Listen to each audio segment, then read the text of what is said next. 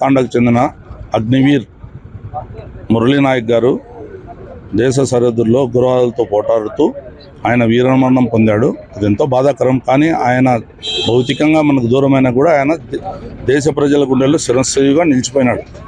అలాంటి ఆయనకి ఈరోజు రాష్ట్ర ప్రభుత్వం, కేంద్ర ప్రభుత్వం సైనిక లాంఛనాలతో ఆయనకి అంత్యక్రియలు నిర్వహించడం జరిగింది. ఆయన కుటుంబానికి కూడా భారత ప్రభుత్వము, రాష్ట్ర ప్రభుత్వం అన్ని విధాలా అండగా ఉంటామని కూడా ప్రకటించినారు. ఇది ఎంత ప్రకటించినా ఆయన అయితే వాళ్ళ తల్లిదండ్రులకు దూరం అయ్యాడు. కానీ దేశం కోసం ప్రాణాలు అర్పించడం అందరితో కాదు, అది కొంతమందికి శాతం ఆయన క్రెడిట్ ఆయనకు దక్కింది. భారతదేశ ముద్దుబిడ్డ మన జవాన్ మురళీ నాయక్ గారి అంత్యక్రియలను రాష్ట్ర ప్రభుత్వం సైనిక అధికారులతో ఘనంగా వీడ్కోలు పలకడం జరిగింది. అదేవిధంగా పామిడి మండలంలో కూడా పామిడి ప్రజలు ఇక్కడ సుభాష్ చంద్రబోస్ గారి శిశుడైనటువంటి మురళీ నాయక్ గారికి ఇక్కడ మేము కూడా నివాళులు అర్పించడం జరుగుతుంది. అందరికీ భారత సైన్యంలో చేరే అవకాశం అతి తక్కువ మందికి వస్తుంది. చిన్న వయసులోనే భారత సైన్యంలో చేరి ఆ మాతృభూమికి సేవలు చేస్తూ ఆ భూమికి ప్రాణాలను అతని ప్రాణం గడ్డిపోచగా పాంచి మన భరత భూమికి ప్రాణాలని త్యాగంగా పెట్టి అమరవీరుడయ్యాడు. అలాంటి అమరవీరులకి మనం గుర్తించుకొని ప్రతి సంవత్సరం ఇతని వర్ధంతులను మనం గుర్తు చేసుకోవాలి. ఎందుకంటే మనకు రాజకీయాలు అతీతంగా ఉన్నా కూడా దేశం కోసం వీళ్ళు పోరాడుతుంటేనే మనం హాయిగా నిద్రపోతున్నాం.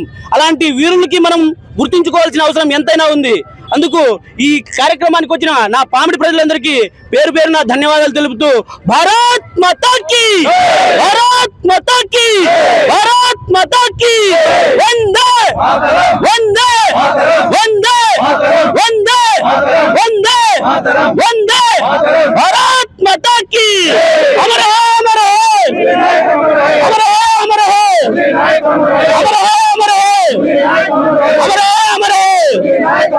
అమర అమర. నేడు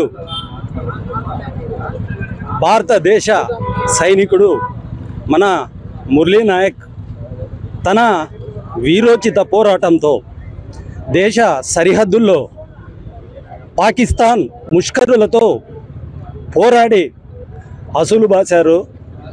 ఆయన అంత్యక్రియలు నేడు రాష్ట్ర ప్రభుత్వం చాలా గొప్పగా చేసింది. ఈ సందర్భంగా చెప్తున్నాం, దేశ సేవ కోసం మేమంతా ఎప్పుడు ముందుంటామని తెలియజేసుకుంటూ నాకు అవకాశం ఇచ్చిన మిత్రులందరికీ నమస్కారం.